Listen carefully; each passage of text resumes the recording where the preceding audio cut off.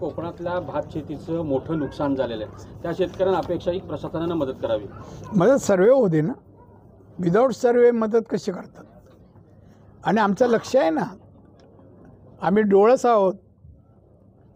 जाता येता पाहतो ना आजूबाजूला परतीचा पाऊस काही कोणच पावसाने अन्य ठिकाणी सर्वे झाला, नुकसान भरपाई मिळते.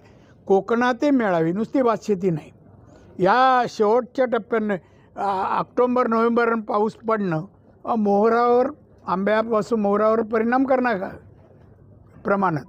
कारण ओलावा जेवढं जमिनीत राहील, आपल्याला सांगतो आंब्याचं, तेवढं मोहर कमी येतो. कळलं? आंब्याचा पण मी अभ्यास केला थोडा. ओला दुष्काळ जाहीर करावी परिस्थिती आहे का? मी भविष्यवाणी नाही सांगत.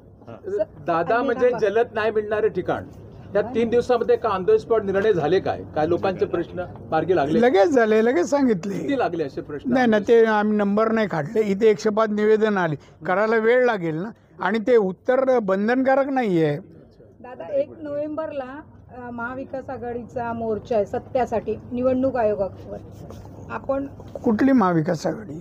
उद्धव ठाकरे, काँग्रेस, राष्ट्रवादी, राज ठाकरे. ते कोण आहेत? काय काम करतात का सामान्य लोकहिताचं? मुख्यमंत्री उद्धव ठाकरे होते, काय केलं कोकणासाठी? काय दिलं सांगा ना मला. त्याला बोलायचं काय अधिकार नाही. त्या नाव घेऊ पण नका हो.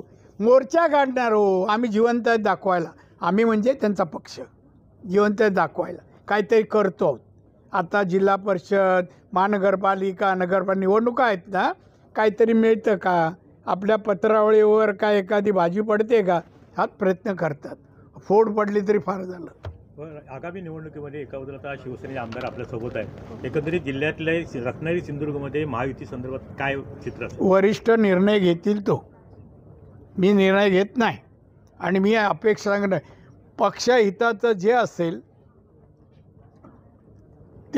ते आमचे नेते जे असतील ते निर्णय देतील. त्यात मी पण असेल. सिंधुदुर्गमध्ये पालकमंत्र्यांनी सोबळावरती निवडणुका लढवल्या. नाही, पालकमंत्री म्हणजे सर्व मत नाही.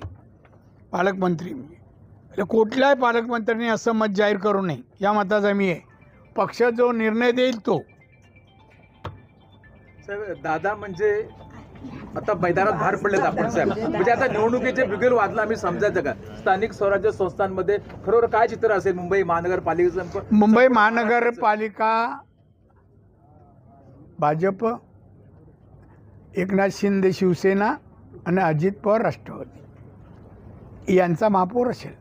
संपूर्ण महाराष्ट्राचे चित्र काय असेल? महाराष्ट्र मॅक्झिमम 80% या निवडणुका ज्या आहेत, महानगरपालिका, नगरपालिका, जिल्हा परिषद, हे आमची युती जिंकणार. दादा, ऑक्टोबर महिना संपत आला आहे.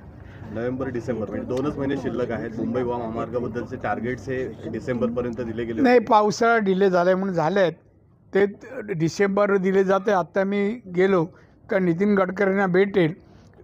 कमी करण्याचा आम्ही प्रयत्न करू, पण काम साईटवरचं आहे का ते मी शब्दामध्ये नाही ना हे करू, कमी करतो. मी आता त्याच्या आल्या पहिलं मी त्या अधिकाऱ्यांची बैठक घेतली, चीफ इंजिनियर सकट, आणि त्यांनी मला कामाचं स्वरूप सांगितलं. तर मी सगळे मागून घेतलं आणि मग त्याच्यामध्ये डिसेंबरपर्यंत म्हणजे फार मुश्किल नाही. कारण पाऊस आजही थांबत नाही ना, आजही थांबत नाही. हे त्यांची कुठली आघाडी म्हणतात उद्धवची, ती पाऊस थांबू शकत असेल थांबावा, आम्ही करू नसतं. दादा, बच्चू कडूंसह महाराष्ट्रातील विरोधक सगळे आक्रमक झाले. तुम्हाला कोण बच्चू कडू? कोण ते ताकद आहे? उगा तुम्ही फार फुगून सांगता. तुम्ही उठले इथे नाही, इथल्या कामाचं कधी कौतुक केलं आहे? तुम्ही कधी BJPने केलं, कार्याचं केलं आहे का? कसली बच्चू कडू कोण आहे? झाडावर चढलं, शिकायच्यावर चढलं, वरून घोषणा दिल्या म्हणजे तो का आंदोलक होतो काय? कोण त्याच्याकडे? तिथे स्थानिक तरी आहेत का लोक त्याबरोबर?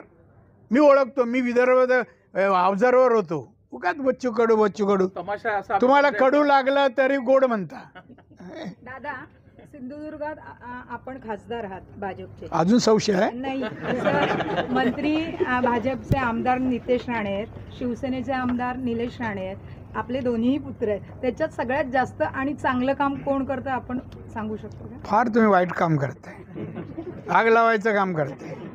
नाही, मी उत्तर देणार नाही. असं विचारू नका कधी. नाही, पण दोघांचंही काम, मला दोघांचं काम समजा. दोन्ही हुशार आहे, इंटेलिजंट आहे, दोघंही परदेशात शिकले, दोघंही चांगलं काम करतायत. कुठलंही आणि मला शंकाही वाटत नाही.